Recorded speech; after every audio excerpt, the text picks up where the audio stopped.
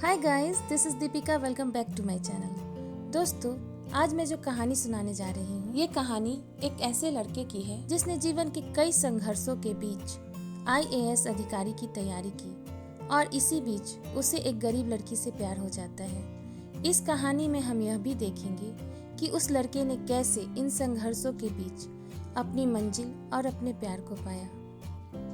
तो चलिए कहानी की शुरुआत करते हैं। सुबह के 7 बजे थे। 24 वर्षीय अंकित अपने दोनों हाथों में सूटकेस लिए घर का दरवाजा खोलता है। घर के अंदर भैया, भाभी, माँ सभी सुबह की चाय पी रहे थे। अंकित को दरवाजे पर देखकर सभी काफी खुश हुए। भैया अंकित को अपने पास बैठा लेते हैं और बड़े प्यार से पूछते हैं, क्या बात है छोटे, बिना खबर किए आए? सब ठीक तो है? किसी ने तुमसे कुछ कहा तो नहीं? भाभी भी दौड़कर किचन में जाती है और जल्दी से एक कप चाय बनाकर अंकित को लाकर देती है।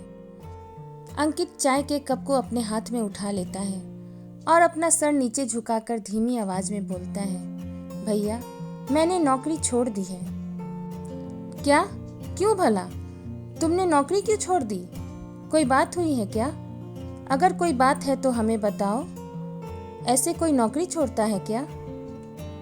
पिताजी का सपना था कि मैं एक आईएएस अधिकारी बनूं। हाँ तो बनो ना, कौन रोक रहा है? पर नौकरी क्यों छोड़ दी? अंकित बोलता है, भैया मैं नौकरी करते हुए तैयारी नहीं कर पा रहा था, इसलिए नौकरी छोड़ दी। भैया झल्लाते हुए बोलते हैं, क्या बकवास है, अब क्या करोगे? अंकित बोलता है, भैया मैं दिल्ली जाकर तैयारी करना चाहता हूँ, वहीं पर कुछ दिन रहकर कोचिंग करूँगा। भैया बोलते हैं, नौकरी तो तुमने छोड़ दी, मेरे पास एक छोटी सी जूते की दुकान है जिससे इतना पैसा तो आता नहीं, और बाबूजी का पेंशन भी माँ की इलाज और किराए में चला जाता है, थोड़े बहुत ही बचते हैं, उससे दिल्ली जाकर कोचिंग कर लोगे? अंकित बोलता है, भैया टीचर की नौकरी करते हुए मैंने कुछ पैसे बचाए हैं, मैं उसी से कुछ दिनों तक दिल्ली में रहूँगा और कोचिंग करूँगा, आप परेशान ना हो। परेशान ना हो? अच्छी भली टीचर की नौकरी थी, छोड़ कर आ गए हैं, साहब बाबू बनेंगे। इतना आसान नहीं है साहब बाबू बनना, रात दिन पढ़ाई करते हैं लोग, तब लगती है बाबू की नौकरी। जब रात दिन पढ़ना पड़ेगा तो सारी हेकड़ी निकल जाएगी, बड़े साहब बाबू बनेंगे। और पैर पटकते हुए भैया वहां से दुकान चले जाते हैं। अंकित भाभी की ओर देखने लगता है। भाभी भी चुपचाप कपों को उठाकर किचन में चली जाती है। अंकित जमीन पर बैठकर अपने माँ के गोद में सर रखता है और माँ से बोलता है, माँ आपको याद है पिताजी की कितनी इच्छा थी कि मैं एक आईएएस अधिकारी बनूं? क्या आपको भी लगता है मैंने गलत किया है? अंकित की माँ काफी बूढ़ी हो चुकी थी और शायद ही उन्हें अतीत के पन्ने याद हों। वो कुछ नहीं बोलती और अंकित के सर पर अपना हाथ फेरती रहती है।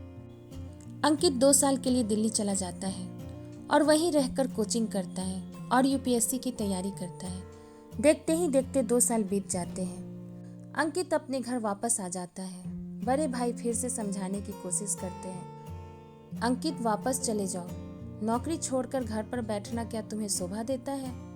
पर अंकित अपने भैया की एक नहीं मानता। अंकित पूरे जोरों शोरों से यूपीएससी की तैयारी शुरू कर देता है। अंकित का परिवार एक छोटे से किराए के मकान में रहता था, जिसमें अंकित के लिए कोई खास कमरा नहीं था। घर में प्रवेश करते ही एक छोटा सा कमरा था, जिसमें चारों ओर से खिड़कियां थीं, जहां पर घर के लोग जूते चप्पल रखते थे। अंकित उसी कमरे में एक छोटा सा बेड, टेबल कुर्सी और अपनी किताब कॉपी के साथ रहता था। वह कमरा ऐसा लगता था जैसे एक छोटा सा किताबों का दुकान हो, जिसमें ठूस ठूस कर किताबें भरी गई हों। रोशनी और हवा की चिंता नहीं थी, क्योंकि उस छोटे से कमरे में चारों ओर से खिड़कियां थीं, जिस पर आधा अधूरा पर्दा लगा होता था। अंकित तैयारी शुरू कर देता है और यूपीएससी की पहली परीक्षा पीटी देता है। रिजल्ट आता है, पर अंकित सफल नहीं हो पाता है। यह जानकर घर वालों को पूरा विश्वास हो जाता है कि अंकित काम नहीं करना चाहता। वो पढ़ाई का बहाना लगाकर घर में ही बैठे रहना चाहता है। अब भैया अंकित से बात करना बिल्कुल बंद कर देते हैं, क्योंकि वह अंकित को समझा समझा कर थक चुके थे। पर अंकित हौसला नहीं हारता है और वह फिर से तैयारी में जुट जाता है। पर घर वालों का रवैया अब उसके प्रति काफी रूखा हो चुका था। भैया अंकित से बात नहीं करते थे और भाभी अंकित से घर के छोटे छोटे काम करवाती थी। सुबह उठते ही अंकित के टेबल पर दूध का डिब्बा रख देती थी। दूध लाने का काम अंकित का हो गया था और दिन में कई बार कभी आलू लाने कभी चीनी लाने के बहाने दुकान भेजती थी। अगर अंकित गलती से भी यह बोल दे कि भाभी थोड़ी देर में चला जाऊंगा, तो भाभी बड़े जोर से झल्लाकर बोलती थी, अभी जरूरत है सामान की, अभी ला दीजिए, बाद में पढ़ाई लिखाई कर लीजिएगा। जब खाने का टाइम होता था तो भाभी अंकित की थाली लाकर पटक कर टेबल पर रखती थी। खाना है, खा लीजिएगा, और चली जाती थी। क्योंकि अंकित घर के बाहर वाले कमरे में रहता था।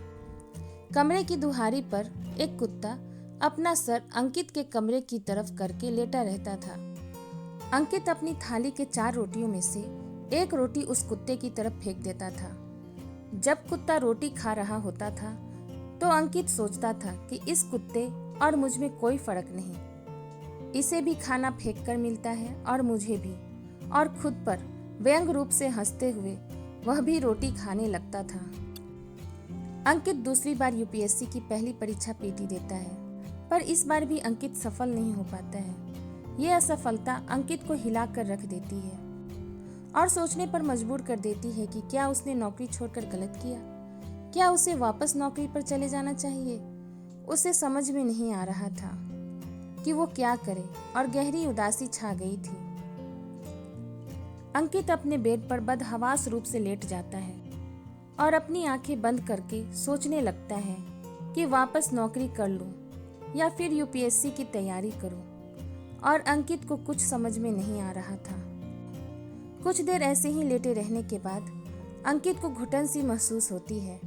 वह खिड़की की ओर मुड़ जाता है ताकि खुला आसमान देख सके, पर जैसे ही अंकित खिड़की की ओर मुड़ता है, उसे एक खूबसूरत लड़की बालकनी में धुले हुए कपड़े रस्सी पर डालती हुई नजर आती है। गोरा सुनहरा रंग, लंबे भींगे बाल जिससे पानी टपक रही थी, गोल चेहरा और बड़ी बड़ी आंखें। अंकित उस लड़की को इस तरह से देखने लगता है कि जैसे उसे कुछ याद ही नहीं कि उसके साथ क्या हुआ है। वह लड़की रस्सी पर एक एक कर कपड़े डालती जाती है और अंकित उसे देखता रहता है। उस लड़की के भींगे बालों की पानी की बूंदें जैसे अंकित के दिल पर गिर रही हो। जब उस लड़की की नजर अंकित पर पड़ती है तो वह हल्के से मुस्कुराते हुए वहां से चली जाती है। अंकित को तो याद भी नहीं कि अंतिम बार उसे देखकर किसने मुस्कुराया था। अंकित के मन से सारी निगेटिव बातें निकल जाती है और वह फिर से यूपीएससी एग्जाम देने का निर्णय लेता है और पूरे जोर शोर से तैयारी शुरू कर देता है। दूसरे दिन जब अंकित दूध लेने जाता है तो वह लड़की वहां भी आई हुई होती है और बनिया की दुकान पर भी अंकित की नजर उस लड़की पर पड़ती है। अंकित को यह जानने की काफी इच्छा हो रही थी कि आखिर यह लड़की कौन है और यहाँ कैसे। अंकित हिम्मत करके बनिया से पूछ ही लेता है, यह लड़की कौन है? श्याम बाबू की भगनी है, अपने मामा मामी के घर आई हुई है। अब रोजाना अंकित की मुलाकात उस लड़की से होने लगी। अंकित जब भी पढ़ाई करके थक जाता, उस घर की ओर देखने लगता और उसकी सारी थकान दूर हो जाती और वह फिर मन लगाकर पढ़ाई करने लगता। अंकित जब भी उस लड़की को देखता था तो यही पाता था कि वह लड़की कुछ न कुछ घर के काम कर रही है। कभी खाना बना रही है, कभी झाड़ू पोछा लगा रही है, कभी कपड़े धोकर सुखा रही है, यहाँ तक कि दुकान से सामान भी वही लाती है। अंकित के मन में ये ख्याल आता है, कितनी नाजुक सी यह लड़की है और इसके मामा मामी इससे कितना काम करवाते हैं और ये बेचारी पूरे दिन काम करती रहती है। अंकित ने उससे बात नहीं की थी, पर वह पूरे दिन क्या करती रहती है, अंकित को इसकी सारी जानकारी अब हो चुकी थी। कुछ दिनों तक अंकित उस लड़की को यूं ही देखता रहा, पर उससे बात करने की हिम्मत नहीं होती। एक दिन दूध लाने वक्त अंकित हिम्मत करके उस लड़की से बात कर ही लेता है। अंकित ने उस लड़की से उसका नाम पूछा तो लड़की धीमी आवाज में अपना नाम जूही बताया। धीरे धीरे करके अंकित और जूही की बातचीत शुरू हो गई। अंकित यह जानना चाहता था कि आखिर वह लड़की पूरे दिन घर का सारा काम क्यों करती है और वह पढ़ाई क्यों नहीं करती। धीरे धीरे जूही ने अपने बारे में अंकित को बताना शुरू किया। उसने बताया उसका घर गांव में है और वह 8 साल की थी तो उसके पिताजी की मृत्यु हो गई थी। तब से आज तक मेरे मामा मामी घर के खर्च में मदद करते हैं। मेरी माँ गांव के आंगनवाड़ी स्कूल में खाना बनाती है। +2 तक मैंने पढ़ाई की है, पर घर के खर्च इतने थे कि मैंने पढ़ाई छोड़ दी। मेरे भैया पढ़ाई करते हैं और वह भी नौकरी की तलाश कर रहे हैं। अंकित को काफी गुस्सा आता है और बोलता है, कैसे मामा मामी हैं तुम्हारे, पढ़ाई नहीं करवा सकते, पूरे दिन घर का काम करवा सकते हैं। फिर से जूही बोलती है, अरे ऐसा मत बोलो, यह जो मैंने कपड़े पहने हैं यह भी मेरी मामी का ही है, जिसे मैंने छोटे करवा कर पहने हैं। मेरे सारे कपड़े उन्हीं के तो दिए हुए हैं। इस पर अंकित बोलता है, अच्छा अपने पुराने कपड़े दे देना, कौन सी बड़ी बात है, नए तो लेकर नहीं दिए ना, सारा दिन तुमसे काम करवाते हैं, मैं देखता नहीं क्या। अब अंकित जूही के बारे में सब कुछ जान चुका था। उसे बहुत दुख हुआ। अंकित जूही की तरफ गौर से देखता है।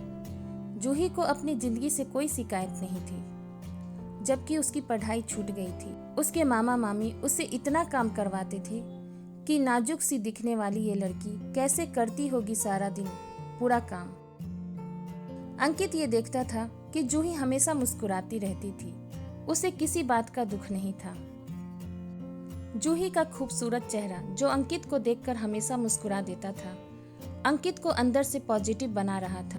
अंकित यह सोचता था कि जब यह लड़की, जिसे वाकई में बहुत दुख है, फिर भी दुखी नहीं है, और मैं जिसे कोई दुख नहीं है फिर भी दुखी रहता हूँ।